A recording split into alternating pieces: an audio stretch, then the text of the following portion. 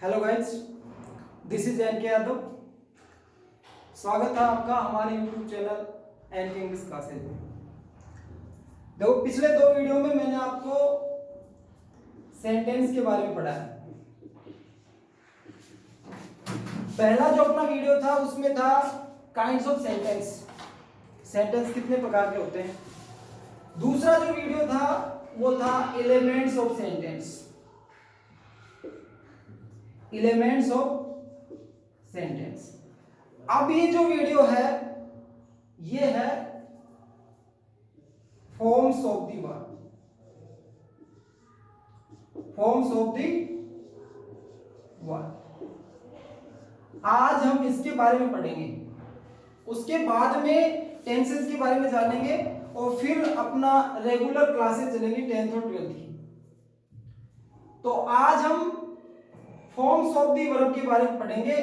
सबसे पहले हम जानेंगे कि वर्ब क्या होता है, वर्ब किसे कहते हैं। हम कक्षा 6 से पढ़ते आए हैं कि वर्ब क्या है।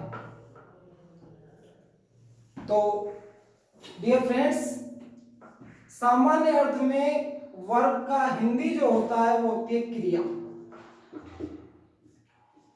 और क्रिया हमें क्या बताती है, किसी भी वाक्य में क्रिया का कार्य होता है कि कार्य का होना या करना। जो शब्द हमें बताता है वो क्या कहलाती है, क्रिया। अंग्रेजी में हम बात करें क्रिया की, तो क्रिया की जो डेफिनेशन है, क्रिया की जो डेफिनेशन है वो होती है मित्रों, the word which shows action, state और पोजीशन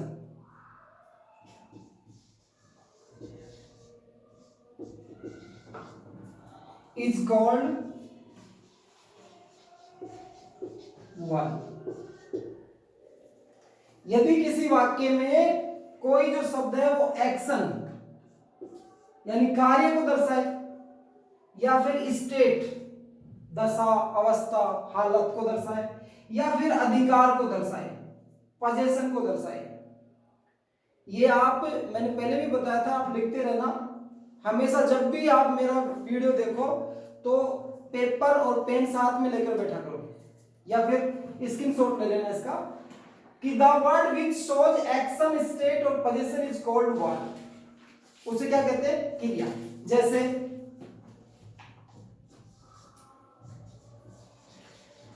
he plays क्रिकेट, वह क्रिकेट खेलता है। अब क्रिकेट खेलना कौन बता रहा है, प्लेज। तो यहां पे जो प्ले है ये क्या है, वर्ब है। प्ले क्या है, वर्ब है। जैसे आई एम ए टीचर, यहां पे जो एम है वो क्या है, क्रिया है। अब देखो, कई क्रियाएं कई प्रकार की होती हैं, क्रियाएं कई प्रकार की होती हैं। सबसे पहले देखो, मैं आपके लिए क्रिया को 3 जो काइंड्स है उसमें मैंने डिवाइड किया है। पहली जो कैटेगरी है उसमें हम रखते हैं स्टेटिव, स्टेटिव या फिर डायनेमिक, स्टेटिव और डायनेमिक वर्ब्स। दूसरी जो कैटेगरी है उसमें रखते हैं एक्सिलरी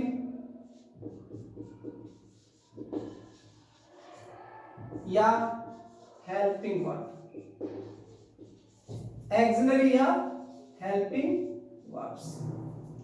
और तीसरी जो कैटेगरी है उसमें हम मेन वर्ब को रखते हैं,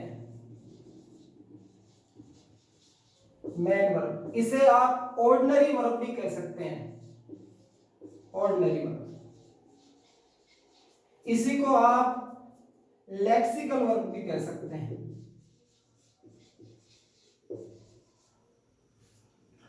तो सबसे पहले देखो ये क्या होती है स्टेटिव वर्ब, इसके बारे में कि स्टेटिव वर्ब क्या होती है। जो स्टेटिव वर्ब है नाम से ही पता चल रहा है कि ये क्या दर्शाती है state. The verb which shows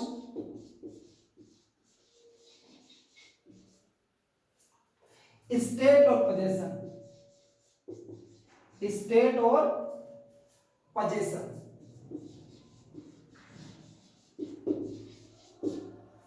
जो क्रिया स्टेट और पोजेशन को दर्शाती है वो क्या कहलाती है स्टेटिव वर्ब। जैसे ही इज इल। अब इस वाक्य में देखो ही इज इल, वह बीमार है। ये इज है, ये क्या दर्शा रही है बीमार। कौन है बीमार ही। तो इसकी दशा ही, ये जो ही है वह है, उसकी दशा क्या है बीमार। तो यहां पर इज क्या है स्टेटिव वर्ब। यहां पे इज क्या है स्टेटिव वर्ब। अब इसके बाद में हम पढ़ते हैं डायनेमिक वर्ब। एक बार इनको नॉर्मली देख लेना, वैसे तो 10th 12th के लिए तो नहीं है ये, लेकिन फिर भी आप देख लेना। डायनेमिक वर्ब क्या होती है। डायनेमिक वर्ब होती है जो किसी भी सेंटेंस में एक्शन को दर्शाती है, कि कर्ता जो कार्य करता है उसके बारे में जानकारी देती है। कौन सी वर्ब डायनेमिक। डायनेमिक वर्ब क्या होती है the verb which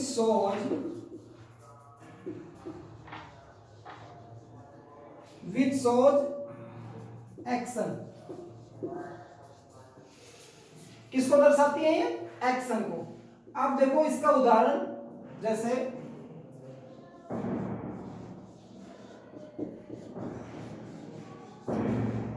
Dhoni pledge cricket. Dhoni pledge cricket. अब देखो धोनी यानी यहां पे धोनी क्या है सब्जेक्ट। अब कर्ता के द्वारा कार्य किया जा रहा है यहां पे किसका क्रिकेट खेलने का, और ये कौन दर्शाता है, कौन दर्शाता है इस वाक्य में प्ले। तो प्ले कैसी वर्ब हुई डायनेमिक। अब देखो स्टेटिव और डायनेमिक में क्या फर्क होता है। स्टेटिव वर्ब होती है जो केवल क्या दर्शाती है हालत या फिर पोजीशन। जैसे आई हैव ए कार, मेरे पास एक कार है, मैं कार का अधिकारी हूं, तो वो तो होती है स्टेटिव। और डायनेमिक जो वर्ब होती है वो दर्शाती है एक्शन। तो यहां प्ले क्या है डायनेमिक। आगे चलते हैं एक्सिलरी और मेन वर्ब के बारे में। देखो बच्चों एक्सिलरी वर्ब पढ़ने से पहले हम मेन वर्ब पढ़ेंगे। मेन वर्ब क्या होती है। मेन वर्ब, ऑर्डिनरी वर्ब या लेक्सिकल वर्ब, इन सब का अर्थ होता है मुख्य क्रिया। हिंदी में क्या कहते हैं इसको मुख्य क्रिया। अब मुख्य क्रिया का डेफिनेशन क्या होगा। मेन इंपॉर्टेंस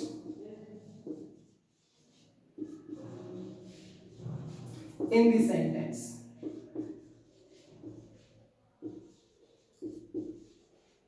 इनका कार्य क्या होता है, इनका सबसे महत्वपूर्ण कार्य, इनके बिना किसी भी सेंटेंस की कल्पना नहीं की जा सकती। यानी किसी भी वाक्य में वर्ब के बिना वाक्य का निर्माण नहीं किया जा सकता। तो मुख्य क्रिया मुख्य रूप से 3 कैटेगरीज में होती हैं। पहली होती है ट्रांजिटिव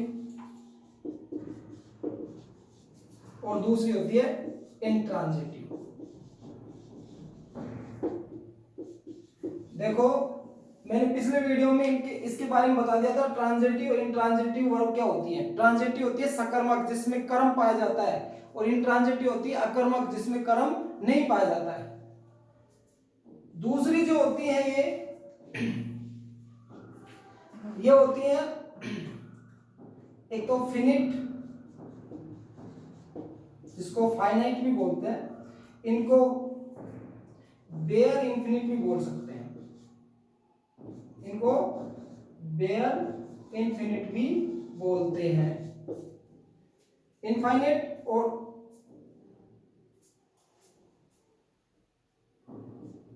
दूसरी है नॉन फिनिट, इनको इन्फिनिटी भी बोलते हैं।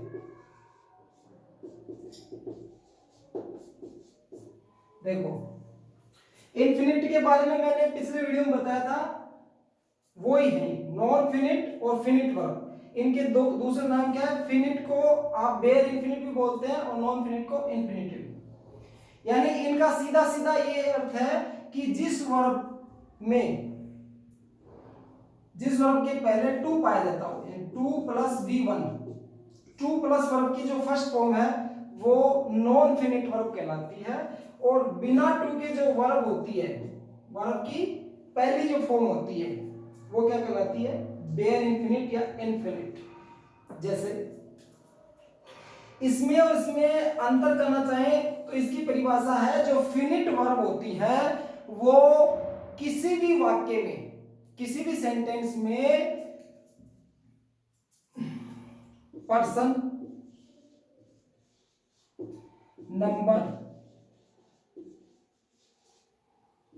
नंबर या फिर टेंस के अकॉर्डिंग चेंज हो जाती है। पर्सन यानी यहां आता है पर्सन पुरुष, जो बाद में पढ़ेंगे अपन। पर्सन नंबर का मतलब होता है वचन, और टेंस काल, कि यदि किसी वाक्य में पर्सन, वचन और टेंस के अकॉर्डिंग जो वर्ब चेंज हो जाती है वो इनफिनिट वर्ब कहलाती है। जैसे देखो अभी उदाहरण के माध्यम से समझेंगे।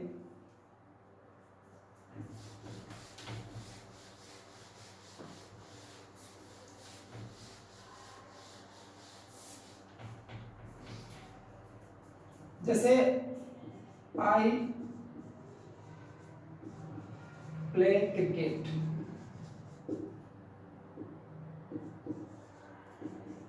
he plays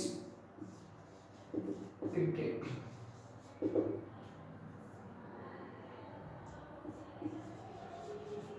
they played cricket. अब इन तीनों वाक्यों में देखो, ये जो वर्ब है ये फिनिट वर्ब है, जिनको बेयर इन्फिनिट बोलते हैं। कैसे? जैसे इसमें क्या है? कौन सा पर्सन है? First person. इसमें कौन सा पर्सन है? Third person. ये भी थर्ड पर्सन है, लेकिन इसमें टेंस कौन सा है? Past tense. तो मैंने क्या कहा कि जो क्रियाएं पर्सन, नंबर और टेंस के अकॉर्डिंग बदल जाती हैं, जैसे यहां प्ले था, यहां प्लेज हो गया, प्लेड हो गया, जो क्रियाएं पर्सन, नंबर और टेंस के अकॉर्डिंग बदल जाती हैं वो क्या कहलाती हैं? बेयर इन्फिनिट या इनफिनिट वर्ब। और जो क्रियाएं पर्सन, नंबर, टेंस के अकॉर्डिंग नहीं बदलती वो क्या कहलाती हैं? नॉन फाइनाइट वर्ब या इनफिनिट। जैसे इनका भी उदाहरण समझते हैं। उदाहरण के माध्यम से हम नॉन फिनिट वर्ब को समझते हैं। जैसे आई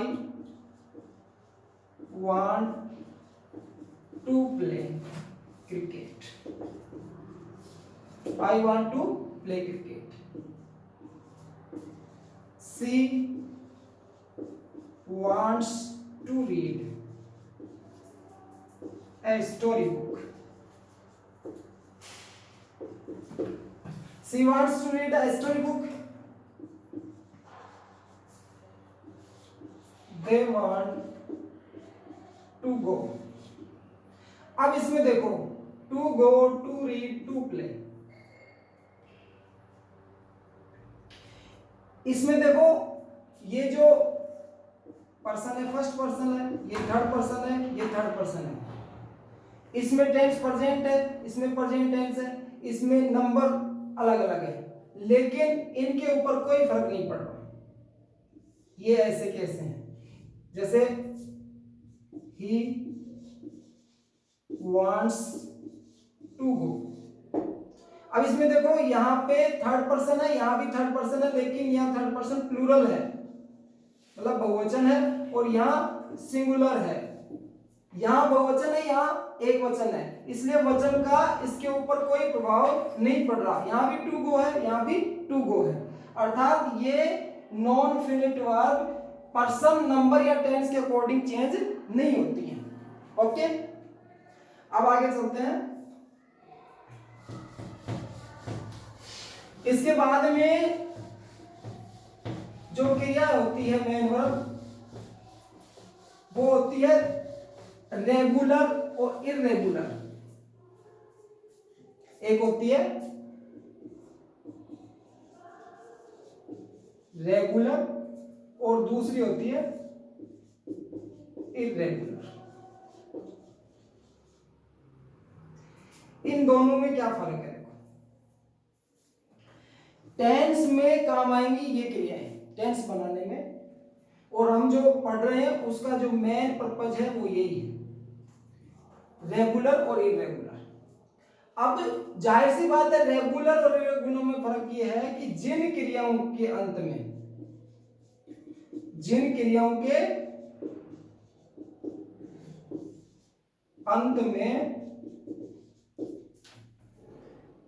डी ईडी और आईईडी जोड़ने पर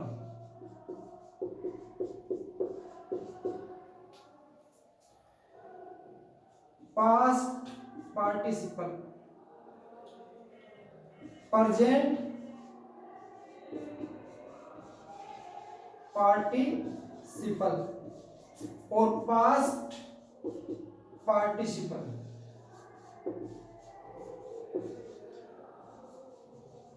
फॉर्म प्राप्त की जाती है।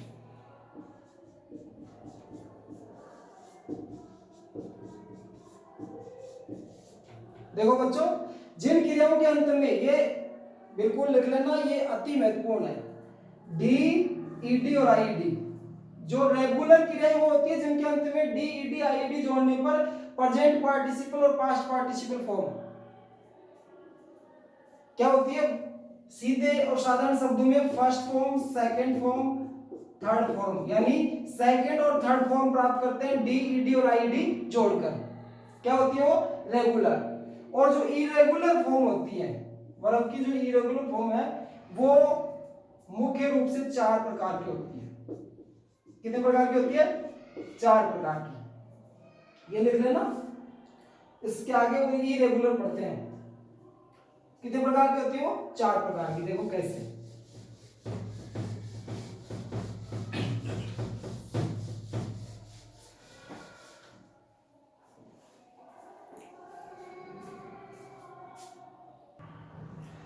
हम बात कर रहे थे रेगुलर और इरेगुलर वर्ब्स की। तो रेगुलर वर्ब्स तो वो होती है जिनके अंत में क्या लगाते हैं अपन?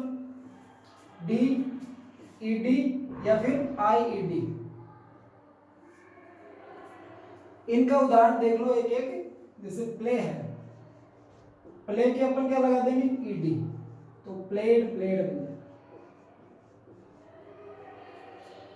थर्ड फॉर्म भी क्या बन जाएगा? ये सेम हो जाएगा। डी का और आईडी जैसे क्राई है, सी आर आई, तो इसमें वाई हटा के C R I E D, और थर्ड फॉर्म भी सेम हो जाएगा।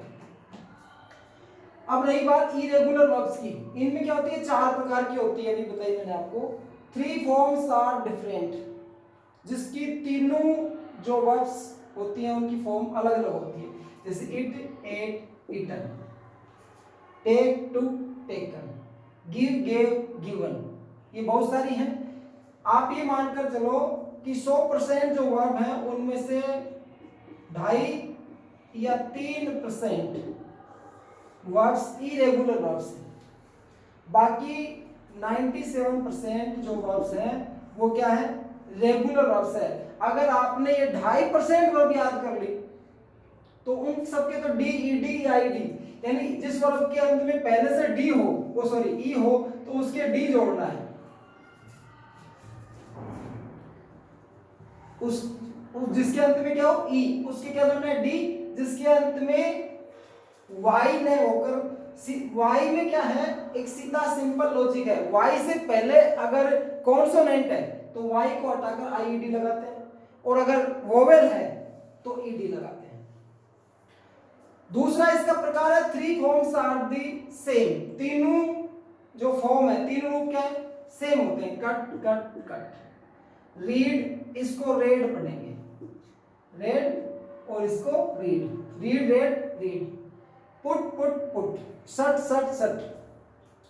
First and the last forms are the same, पहली और तीसरी फॉर्म क्या होगी, सेम होगी, जैसे कम कम। बीच वाली जो सेकंड फॉर्म है वो अलग होगी, ये गेम है, इसमें जैसे रन रन, ये क्या है, रेन। समझ गए बच्चों, आगे देखो। लास्ट इसका रूप है second and the third forms are the same, तीसरी और चौथी क्या होगी, सेम होगी, पहली अलग, जैसे find found found, catch caught caught, fight fought fought fought. अब देखो ये रेगुलर और इरेगुलर का कॉन्सेप्ट हो गया। अब बच्ची अपने पास एक्सिलरी वर्ब, क्या बच्ची, एक्सिलरी वर्ब्स। एक्सिलरी वर्ब्स भी दो प्रकार की होती है। पहले तो ये समझो कि एक्सिलरी वर्ब होती क्या है। एक्सिलरी वर्ब होती है जो किसी भी सेंटेंस में मुख्य क्रिया को टेंस, जो मेन वर्ब को टेंस बनाने में हेल्प करती हैं, जैसे ही is reading, he is reading a book, he is reading a book. अब देखो इसमें रीड क्या है, ये मेन वर्ब है, इसकी हेल्प कौन कर रहा है, इज, तो ये क्या है, एचवी, हेल्पिंग वर्ब, इसी को एक्सिलरी वर्ब बोलते हैं। ये भी दो प्रकार की होती हैं। एक्सिलरी वर्ब कितने प्रकार की होती है, दो प्रकार की। एक होती है प्राइमरी, प्राइमरी एक्सिलरी वर्ब, ये होती हैं दोस्तों 13, सॉरी 13 नहीं होती है, 15 होती हैं, जिसमें मुख्य रूप से 3 वर्ब्स के फॉर्म चलते हैं। तो बी, बी टाइप वर्ब, जिसमें इज, एम, आर, वाज, वर। एक होती है डू, इसमें डू, डच, डिड। एक होती है हैव, हैव वर्ब में होती है हैज, हैव, हैड। इसके अलावा इसका दूसरा टाइप है एक प्राइमरी और दूसरा है मॉडल एक्सिलरी। कौन सी, मॉडल एक्सिलरी, ये होती है 13, जिसमें आप इनको ध्यान से देख लेना, can, could, may, might,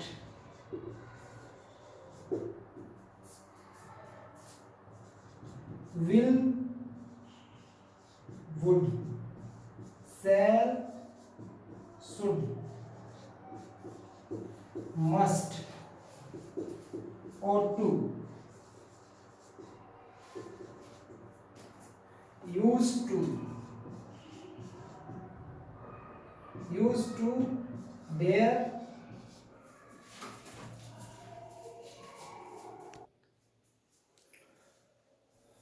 sorry friends, कुछ बीच में कुछ टेक्निकल मिस्टेक हो गया था। हम बात कर रहे थे एक्सिलरी वर्ब के बारे में।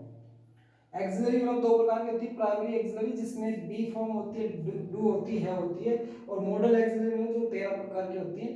ये एक्सिलरी वर्ब वास्तव में क्या होती है, जो किसी भी मेन वर्ब की सहायता करती है, मेन वर्ब की सहायता करते किसमें, टेंस बनाने में, पेसिव बनाने में, या फिर मूड के बारे में बताती है। इन तीन चीजों के बारे में बताती है। जैसे टेंस में ही इज रीडिंग ए बुक, इसमें रीड मैन वर्ब है इज, यहाँ प्रेजेंट कंटिन्यूअस टेंस को तो टेंस बनाने में, पैसिव में जैसे she makes tea, tea is made by her, तो यहाँ पे इज मेड, तो ये टेंस परिवर्तन, तो यहाँ टेंस पैसिव में कर रही है। मूड जैसे ही शुड गो, उसे जाना चाहिए, तो यहाँ पे यहाँ शुड जो क्या है, मूड के बारे में, तो दो प्रकार की होगी। तो बच्चों हमने आज वर्ब के बारे में पढ़ा। फॉर्म्स ऑफ वर्ब की जहां तक बात करी जाए, जो मेन टॉपिक था अपना वो था फॉर्म्स ऑफ वर्ब। अब फॉर्म्स ऑफ वर्ब क्या होती है, मुख्य रूप से वर्ब 5 प्रकार की होती है।